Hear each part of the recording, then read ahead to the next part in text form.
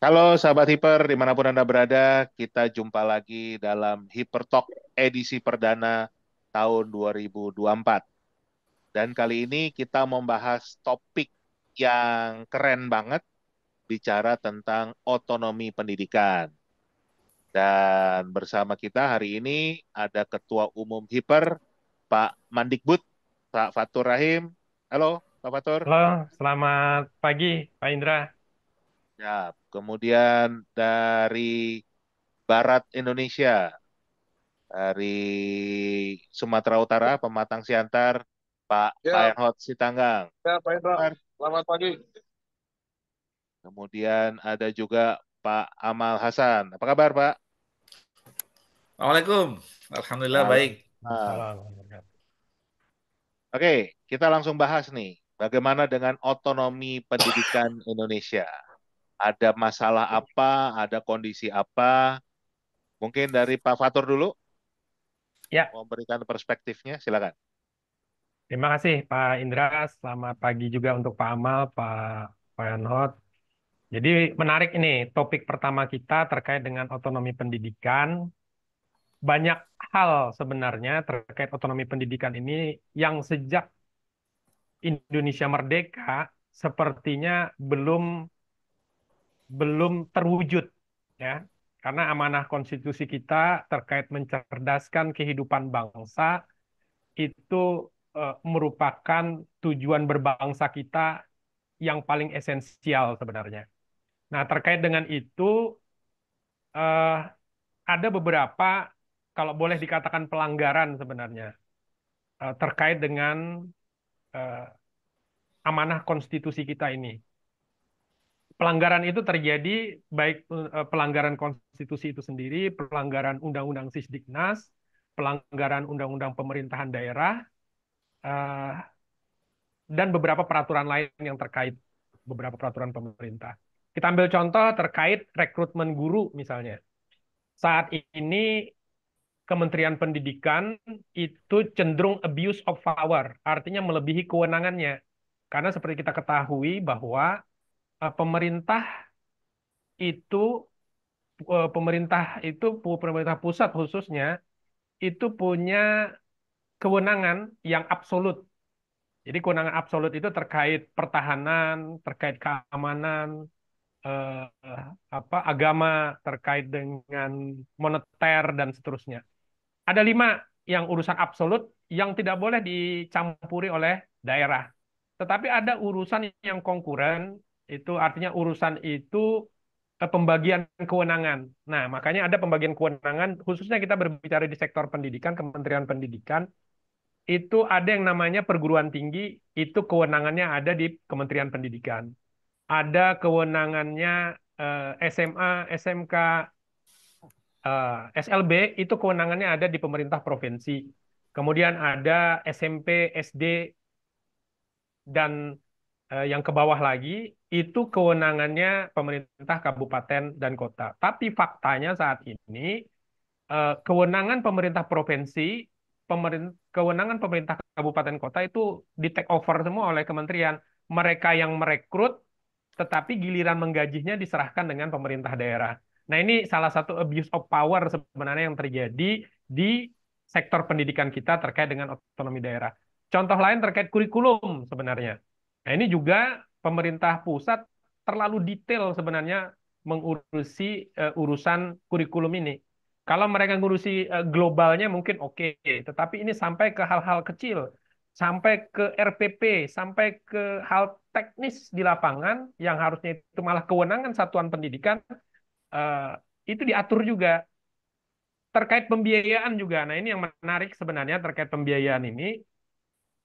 Ketika kewenangan itu diserahkan ke provinsi, kabupaten, kota, mestinya kewenangan itu diimbangi juga dengan kewenangan pembiayaan atau penganggarannya. Yang terjadi selama ini, kenapa daerah juga agak sulit, karena kewenangan pembiayaan penganggaran ini juga masih ditentukan oleh pusat. Kita tahu sendiri secara global, pembiayaan kita, penganggaran kita dari APBN sekitar 3.000 triliun itu, 70%-nya itu kewenangannya adalah pusat. Sementara 30%-nya itu pemerintah provinsi, kabupaten, kota yang jumlahnya banyak seluruh Indonesia. Disitulah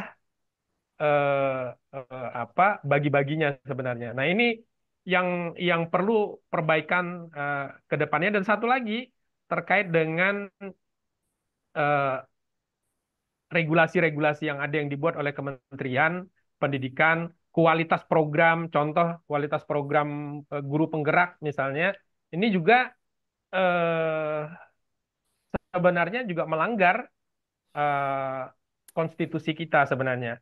Karena pada prinsipnya guru itu sama, adalah seorang guru profesional. Tuntutannya itu kewajiban pemerintah pusat, kewajiban pemerintah daerah mengangkat semua ini.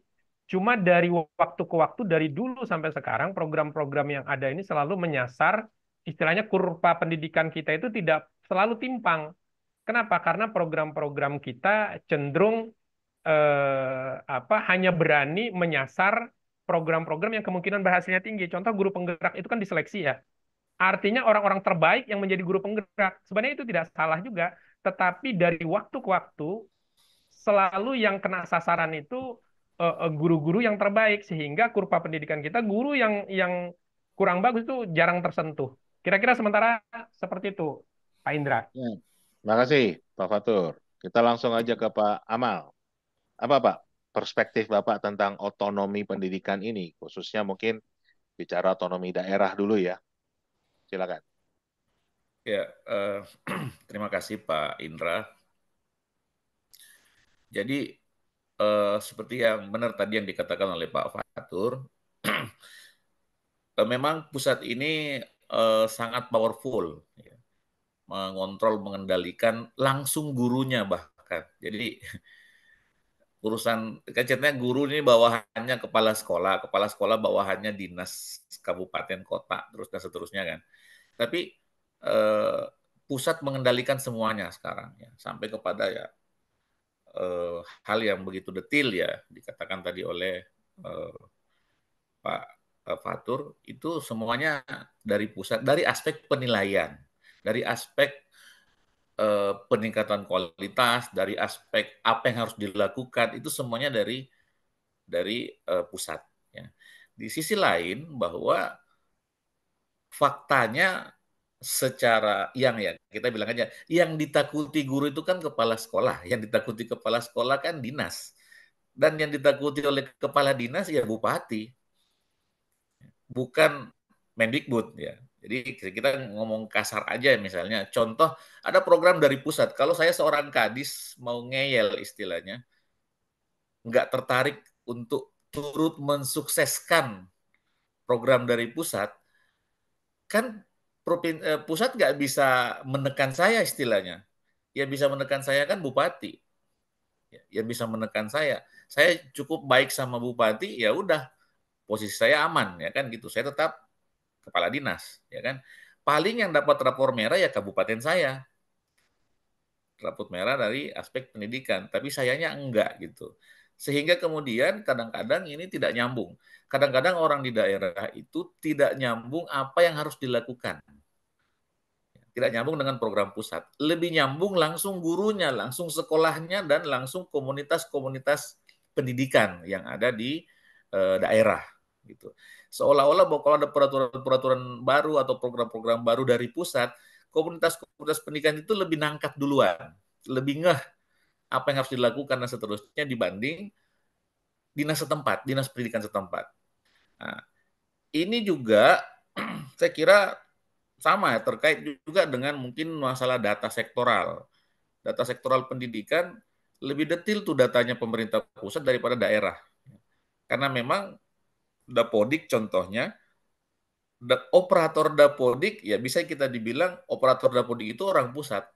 Dia menginput data untuk pusat. Dan begitu dia nginput, enter masuk langsung ke server pusat. Pusat langsung memiliki data sangat detail dari sebuah sekolah. Ya kan gitu. Yang mereka akhirnya lebih tahu ya tanda kutip lebih tahu daripada dinas. Kalau dinas butuh minta sama pusat juga, download dari pusat juga dan seterusnya. Apakah itu benar datanya verified atau tidak dan sebagainya, kadang-kadang mereka juga tidak terlalu ini. Ya. Karena tetap kalau beberapa tahun lalu sih memang pernah ada kasus ditemukan ada sekolah yang kemudian misalnya melakukan markup jumlah siswa misalnya, dan itu langsung ke pusat hanya untuk memancing turunnya dana BOS yang lebih besar, memancing turunnya bantuan RKB misalnya. Tapi dan itu memang karena orang daerah nggak tahu, ya. Jadi ini memang sangat powerful. Di sisi lain memang kesiapan SDM di daerah memang juga tidak benar-benar siap, ya. Artinya banyak mungkin memang secara ini di daerah itu ya karena namanya bupati itu jabatan politis, ya. Saya yang penting misalnya dia like kan mungkin kan mutasi itu kan di wewenangnya daerah loh. Mau menempatkan kepala sekolah di mana itu wewenangnya daerah, wewenangnya daerah. Jadi tapi sampai segitu aja dan mengatur administrasi penggajiannya mungkin. Tapi selebihnya itu prestasi, penilaian ini dan sebagainya semuanya dari pusat. Kurikulumnya dari pusat. Ya. Di sini yang saya kira seolah-olah pusat itu bilang begini, karena di daerah nggak siap, ya udah sini saya aja yang kerjakan semua.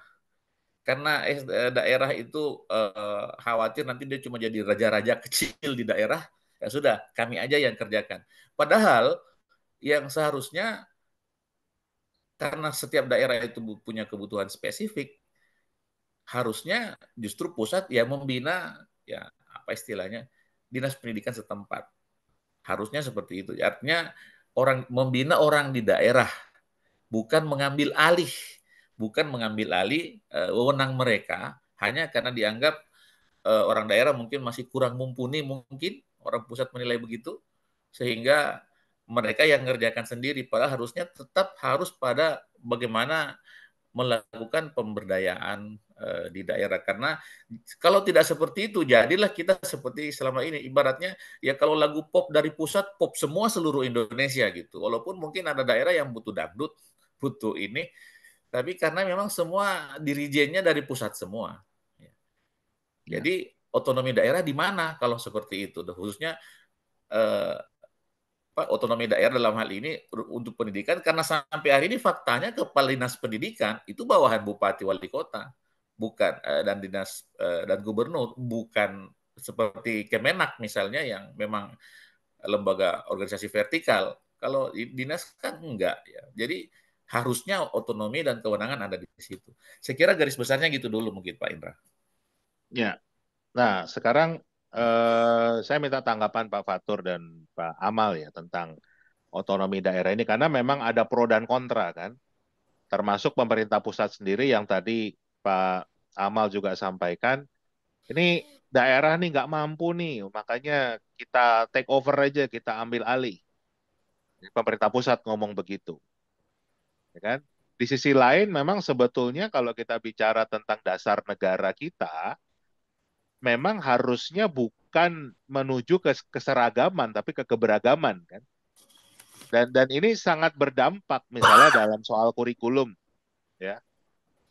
Kalau kita kurikulum itu betul-betul sangat strict seperti yang sampaikan Pak Fatur tadi, bahkan sampai buku teksnya, ini salah satu penyebab kemampuan matematika kita rendah, itu karena kita nggak pernah kontekstual. Contoh nih, contoh. Ini kan ada selalu ada di buku teks SD. Kereta A berangkat dari kota Jogja misalnya, jam 10 pagi kecepatannya 60 km per jam. Kereta B berangkat dari Jakarta kecepatan 120 km per jam, berangkatnya pukul 10 11 misalnya. Kecepatan kereta A 100 km per jam, kereta B 50 km per jam. Mereka ketemu di mana, di kilometer berapa, kan begitu? Ada kan soal SD. Problemnya buat anak-anak yang tinggal di NTT misalnya, mereka nggak pernah ngelihat kereta gitu. Jadi kan nggak kontekstual, menyeragamkan kondisi Indonesia, padahal harusnya kontekstual. Nah, kalau pandangan Bapak berdua nih, Pak Fatur maupun Pak Amal, sebetulnya lebih efektif mana sih? Pendidikan ini memang ini terlepas dari aturannya yang sekarang ya. Tapi sebetulnya kalau kita mau menilai secara jujur, lebih efektif mana sih? Kalau pendidikan itu dipusatkan kembali seperti era Orde Baru, atau memang sebetulnya full itu diotonomikan seperti amanat undang-undang pemerintah daerah walaupun pelaksanaannya masih belum sempurna. Yang mana nih? Pak Fatur dulu mungkin. Oke, baik, Pak Indra. Jadi sekaligus saya melanjutkan Pak Amal tadi. Jadi saya lebih cenderung yang kedua tadi, artinya otonomi daerah di sektor pendidikan ini benar-benar diberikan kewenangan semestinya sesuai amanah konstitusi. Kenapa? Karena gini, program-program yang didesain oleh pusat, sementara daerah itu hanya sebagai tenaga marketing, kasarnya kan seperti itu tuh. Guru penggerak tuh program pusat. Pemerintah daerah itu kan tenaga marketingnya saja dari program pusat. Artinya mensosialisasikan, mendukung pembiayaan segala macam. Ini kalau program ini gagal, maka se-Indonesia yang akan gagal. Celakanya tuh di situ. Jadi kalau guru penggerak contohnya, kurikulumnya misalnya, kurikulum Merdeka misalnya, itu kalau gagal, maka se-Indonesia yang akan gagal. Celakanya itu di situ. Tetapi kalau desentralisasi, otonomi pendidikan itu benar-benar sesuai amanah konstitusi, kita ambil contoh, di Jakarta guru penggerak, oke. Di Medan eh, guru pendobrak misalnya namanya. Di Kalimantan, guru inti di mana programnya akan berbeda, terus muatannya juga akan berbeda sesuai dengan kearifan lokal, sesuai dengan kebutuhan daerah, sesuai juga dengan visi misi bupati, wali kota, dan gubernur yang ada. Saat ini kan visi misi gubernur, wali kota yang dipilih langsung juga itu berseberangan kadang, tidak tidak ada benang merahnya dengan program-program Kementerian Pendidikan. Makanya sah-sah saja sebenarnya ketika pemerintah daerah itu keluar dari itu. Mereka lebih fokus kepada kebutuhan masyarakat atau kebutuhan warga mereka. Sehingga sekali lagi ini juga ingin mempertegas, disitulah sebenarnya kreativitas akan muncul. Disitulah sebenarnya inovasi dari daerah, inovasi dari sekolah, itu akan muncul. Tapi kalau dijadikan seragam dari pusat, nggak ada lagi kreativitas, nggak ada lagi inovasi, padahal itulah yang kita dengung-dengungkan selama ini di pendidikan bahwa 4C kita itu rendah dan seterusnya dan seterusnya. Kira-kira begitu Pak Indra. Oke. Kalau Pak Amal bagaimana? Oh iya, jadi begini Pak Indra. Eh, Memang ada dua masalah dalam pendidikan ini. Yang pertama adalah persoalan keterjangkauan. Yang kalau menurut saya memang urusan pemerintah ngurusin yang ini aja, ya pusat dan daerah lah. Yaitu bagaimana agar sekolah itu menjangkau seluas mungkin masyarakat dengan level setinggi mungkin. Jadi ini nggak bicara kualitas, nggak bicara kualitas.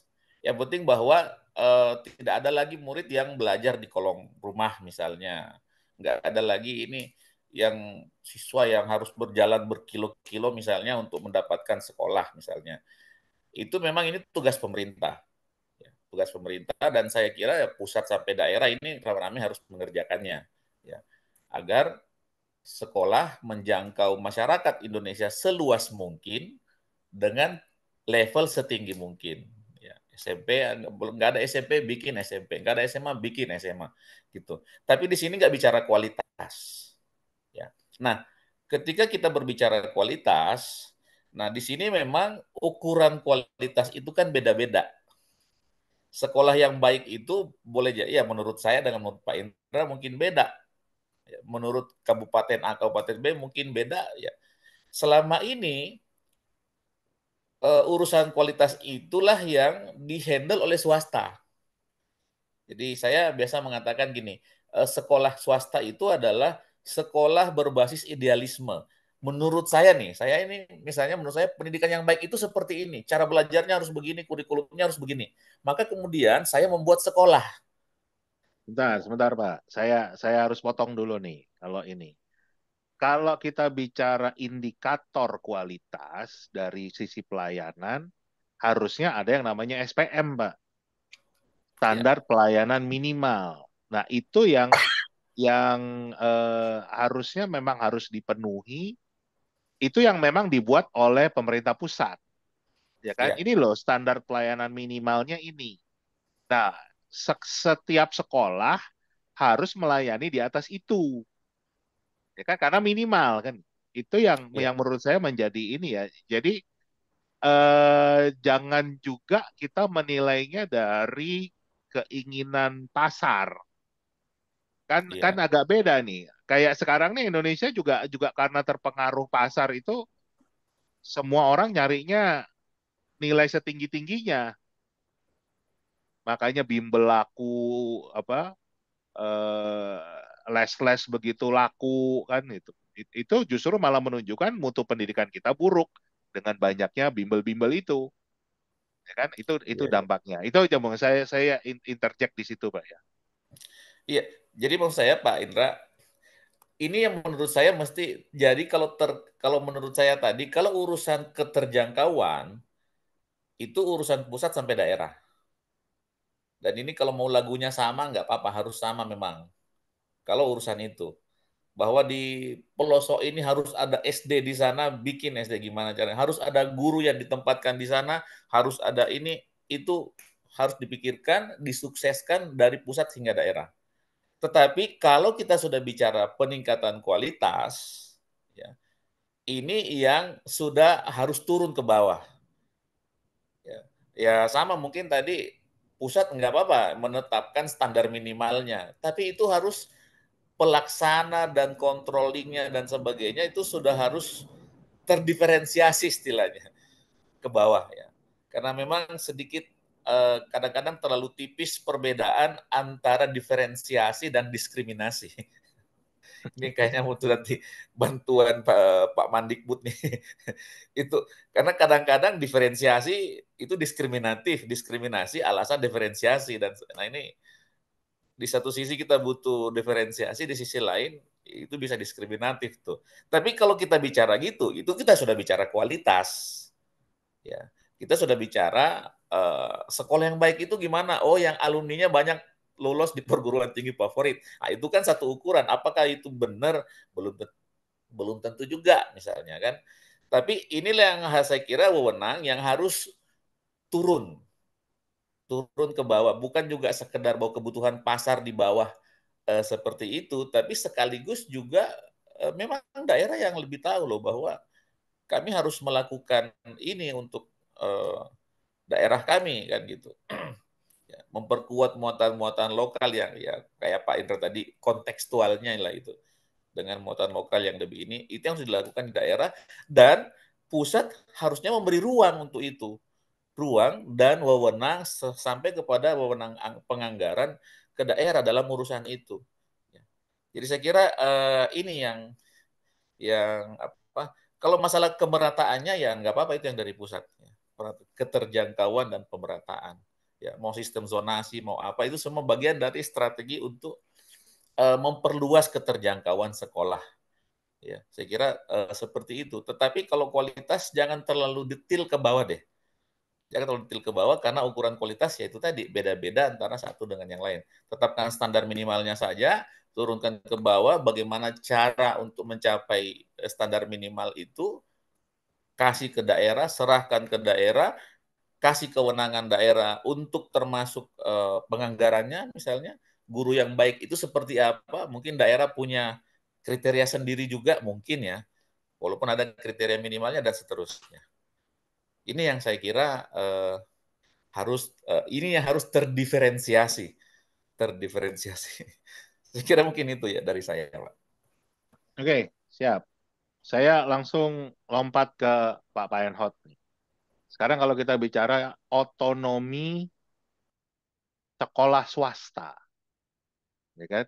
Itu itu apakah memang sekolah swasta diberikan ruang gerak yang otonom atau justru pemerintah itu baik pemerintah pusat maupun daerah terlalu cawe-cawe ke dalam manajemen sekolah swasta, sehingga kalau kita pakai istilah orang bule, kalau kita masukkan semua telur dalam satu keranjang, kalau pecah-pecah semua nih kan.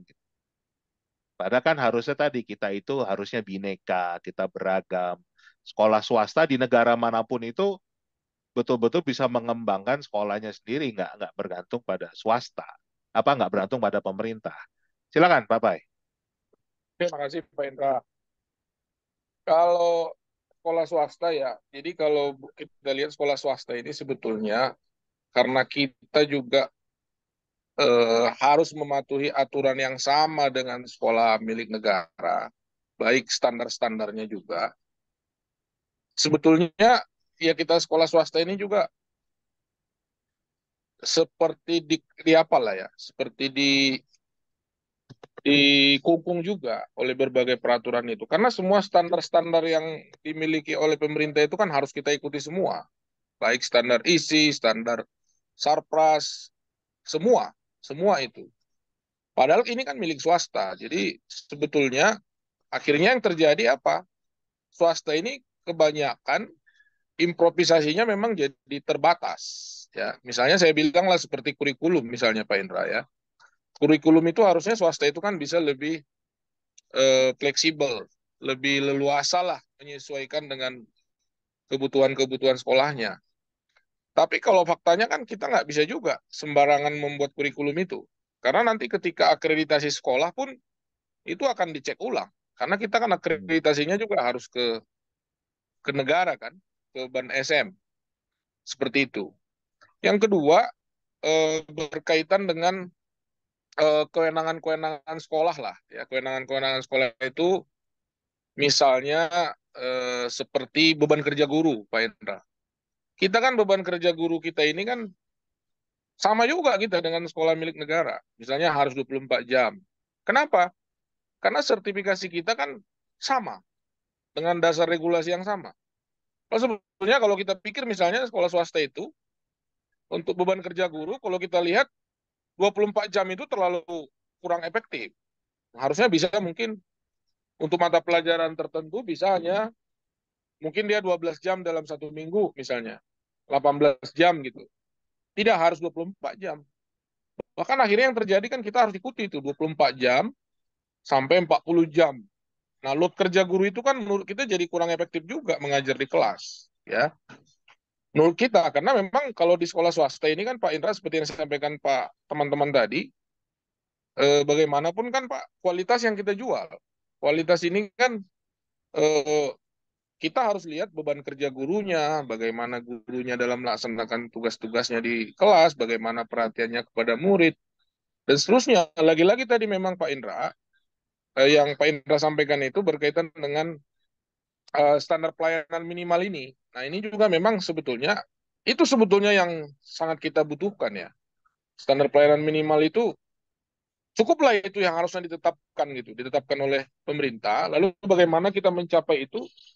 Ya boleh-boleh saja improvisasi dari masing-masing sekolah swasta itu kan seperti itu. Jadi yang saya lihat kalau bisa saya simpulkan sebetulnya sekolah swasta ini tidak bisa juga berdiri sendiri, masih harus tergantung kepada negara karena harus kita terikut pada regulasi-regulasi yang ada. Apakah regulasi kurikulum, regulasi standar-standar yang lain juga, Sarpras apa namanya? Standar jumlah murid juga Pak Indra itu kan harus kita ikuti itu Pak. Rasionya 1:36. Kalau enggak nanti Dapodik kita nggak bisa bermasalah, ya Iya. kan? Jadi sangat sangat di apa juga ini Pak, sangat ngeri juga kita swasta ini sebetulnya. Tapi kita sebagai apa kan harus kita jalankan. Kalau tidak nanti kita kan bisa berjadi bermasalah kan. Ijazah lah, izin operasional lah yang terganggu dan segala macam. Saya pikir itu Pak Indra yang bisa saya sampaikan. Terima kasih.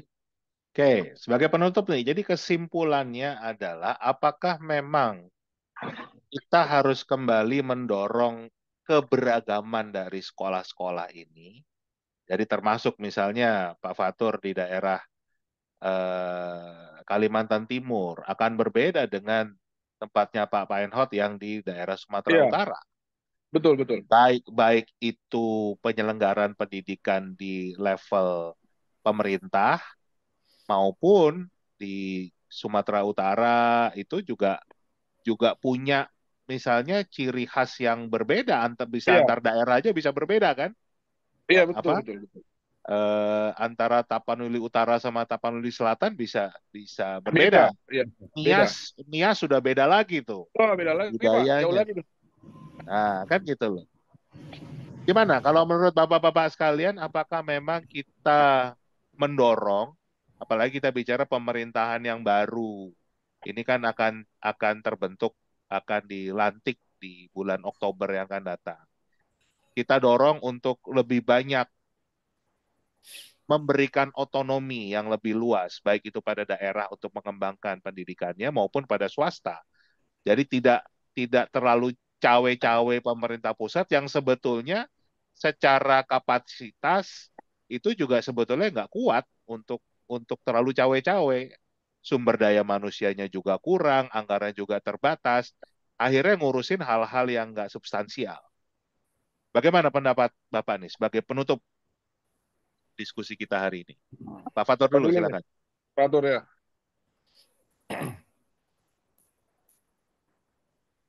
Ya, pastinya ini sudah akan ada pemerintahan baru di bawah presiden yang baru. Tentu sedang saat-saatnya ini menggodok program. Nah, memang kesempatan bagi kita memberikan usulan dan masukan. Terkhusus ini terkait dengan otonomi pendidikan. Jadi memang perlu nanti kita Hiper Indonesia tentu akan memberikan masukan kepada presiden terpilih yang baru, mendorong agar benar-benar keberagaman yang dipilih, bukan keseragaman. Karena memang di samping amanah konstitusi, juga memang untuk menumbuh kembangkan pendidikan itu sendiri agar benar-benar kreatif dan inovatif, termasuk dengan pembiayaannya. Nah ini dua sisi mata uang sebenarnya, diberikan otonomi yang seluas-luasnya terkait program, tapi tidak didukung dengan pembiayaan juga akan sulit. Ya, kalau seperti Kalimantan Timur dengan bagi hasil yang lebih besar karena SDA-nya yang besar, tapi kasihan daerah-daerah yang bukan penghasil sumber daya alam yang besar, tidak memiliki sumber daya alam yang besar, ini jadi masalah, sehingga keberagaman ini perlu didukung dengan pembiayaan, dan itu memungkinkan sekali. Kenapa? Kembali lagi seperti disampaikan awal bahwa APBN kita dari 3.000 triliun itu 70%-nya itu dikuasai oleh pemerintah pusat. Terserah pemerintah pusat nih mau dikemanakan. Hanya 30% di daerah. Berbeda dengan negara-negara maju lainnya. Kita ambil Cina. Cina itu pemerintah daerahnya bisa sampai 60% menguasai, pemerintah pusatnya hanya 40. Begitu juga beberapa negara-negara federasi lainnya. Ini perlu difikirkan, bukan berarti kita ingin federasi, bukan kita ingin menciptakan raja-raja kecil di daerah, tapi memang kita ingin agar pendidikan ini khususnya, karena ini penting, salah satu amanah konstitusi kita yang paling penting adalah mencerdaskan kehidupan bangsa, itu benar-benar bisa terwujud. Saya pikir itu dari saya. Terima kasih. Mungkin peran pemerintah pusat jadinya lebih kalau memang dianggap sumber daya manusia di daerah kurang mumpuni, ya justru pembinaannya ya. Jadi bukan Ya, betul. bukan bicara Iya, bukan setuju. bicara lebih ke mikro, manajemen mikro harus begini, harus begitu, harus begini, tapi lebih kita dorong, kita didik, kita tumbuhkan sumber daya manusia di daerah untuk memang bisa mencapai target-target ya misalnya di RPJMN itu kan ada target literasi, kemampuan Betul. Iya, membaca dari PISA. Itu gimana Betul. cara sehingga membuat kebijakan-kebijakan yang bukan dari pusat, harus ikut guru penggerak, harus ini, harus itu, tapi lebih bagaimana mereka bisa mengembangkan dengan cara-cara sendiri. Oke, Pak Amal, tanggapannya Pak. Iya, kalau saya lebih kepada sama dengan Pak Fatur bahwa memang tetap daerah suka nggak suka tetap harus diberdayakan. tetap harus diberi wewenang yang lebih banyak. Kalau persoalan SDM dan sebagainya di daerah, mungkin memang perlu kembali kita pikirkan misalnya pemberdayaan, contoh misalnya revitalisasi Dewan Pendidikan misalnya. Jadi selain ada Dinas Pendidikan, ada Dewan Pendidikan. Yang selama ini apa sih guna Dewan Pendidikannya? Sepowerful apa? Mungkin itu yang bisa lebih diperkuat misalnya, kalau perlu didukung juga dana dari pusat untuk kemudian, tapi dengan sistem seleksi yang lebih ketat, tapi betul-betul membantu pemerintah daerah untuk memikirkan urusan pendidikan ya, dengan sejumlah ini memikirkan dan bagaimana mewujudkan program-program yang seharusnya dicapai di daerah. Jadi saya kira seperti itu supporting yang mesti diberikan, termasuk komunitas-komunitas pendidik misalnya, itu juga kan ada dari pusat sampai daerah juga kan gitu. Ada ini termasuk Hibber, ada dari pusat sampai daerah. Ini harus bersinergi semua nih, diberdayakan semua untuk kemudian betul-betul memikirkan pendidikan di daerah itu. Nah, ini saya kira untuk mengatasi semacam mengatasi ya itu tadi, kalau dibilang ya SDM-nya kurang, mungkin mereka akan punya cara gitu loh. Intinya bahwa otak itu jangan di pusat semua gitu. Itu otaknya dibagi-bagi ke daerah, karena orang-orang di daerah sebenarnya yang mumpuni juga cukup banyak dan lebih tahu situasi daerahnya. Cuma mungkin mereka nggak punya wewenang, mereka nggak punya ini. Saya bisa kasih kontribusi pemikiran yang pendidikannya di daerah saya, tapi saya bukan kadis, saya bukan ini misalnya, tapi saya orang pendidikan. Nah, bagaimana caranya ada panggung buat seperti saya seperti untuk turut memberikan pemerintah daerah ya ini, nah itu yang mau diperkuat saya kira, mau diperkuat dan terus disupport dari pusat. Intinya bahwa kalau daerah dianggap kurang mampu, bina, kasih kepercayaan dan sebagainya, dibantu, bukan di take over, bukan diambil alih wewenangnya oleh pusat. Saya kira Ya, seperti itu, Pak. siap. Jadi juga saya sepakat tuh Dewan Pendidikan dihidupkan lagi. Jangan sampai Dewan Pendidikan itu jadi tempat menampungnya mantan kepala dinas pendidikan misalnya ya. Karena sudah terjadi di beberapa daerah di bahkan yang menariknya di pusat itu nggak pernah terbentuk Dewan Pendidikan. Nggak ada Kabarnya perannya itu Pak Indra. karena menjadi terlalu politis gitu. Ada Iya. kepentingan-kepentingan politik di sana, makanya nggak pernah terbentuk. Dan Ya juga mungkin menarik sistem tadi rekrutmennya sistem rekrutmennya ya, yang perlu di apa. Kewenangannya juga nggak ada Pak Indra, Dewan Pendidikan itu. Kewenangannya. betul, kan memang lebih ke advokasi ya, memberikan saran Iya. kayak kayak one team press lah kan sebetulnya begitu. Ya kan? Kalau dibutuhkan Sebagai aja Pak. betul betul. Nah, juga tadi bagaimana mengikut sertakan beragam organisasi profesi guru, organisasi kemasyarakatan untuk ikut membangun pendidikan ya. Jadi jangan yang diajak itu hanya yang terafiliasi dengan misalnya agen rahasia Uni Soviet gitu. Itu jangan jangan gitu. Oke, Bapak Yahnot, gimana tentang otonomi sekolah swasta nih? Apa sarannya? Iya, peran apa yang ingin saya sampaikan, keberagaman itu harus lah ya. Kalau tadi mungkin bicara pemerintah daerah, itu mungkin sudah lebih luas. Apalagi sekolah-sekolah milik publik ya, ini juga sebetulnya harus diberikan ruang yang lebih bebas, fleksibel, supaya kita itu bisa menyesuaikan dengan kondisi kita. Tapi artinya peran negara tetap harus hadir di sana juga kan, gitu. Jadi janganlah misalnya hanya sekedar-sekedar aja. Kadang-kadang kan sekolah swasta ini kan antara ada dan tiadanya ini dianggap pemerintah kan. Kalau sekolahnya bisa membawa prestasi daerah, barulah sekolahnya itu pun kalau pada saat diperlukan aja Pak Indra. Misalnya ini ada yang juara olimpiade kan dari sekolah swasta ini gitu. Baru sekolah swastanya diperhitungkan. Kalau tidak ada, bagaimana kan? Nah, Ya, jadi ini mungkin perlulah keberagaman-keberagaman sekolah-sekolah swasta ini. Karena sekolah swasta ini sebetulnya kan Pak Indra sekarang juga beragam. Ada sekolah swasta yang sebetulnya dia sudah dari sisi finansialnya sudah cukup bagus misalnya. Ada juga mungkin yang sama sekali juga belum. Tapi justru di sekolah-sekolah yang seperti itu juga masih banyak murid-murid yang kurang mampu bersekolah di sana. Nah, di situ juga negara harus harus hadir ya gitu. Jadi di situ mungkin satu lagi mungkin Pak Indra terkait dengan apa tadi peran pemerintah daerah. Saya juga setuju dengan teman-teman yang lain.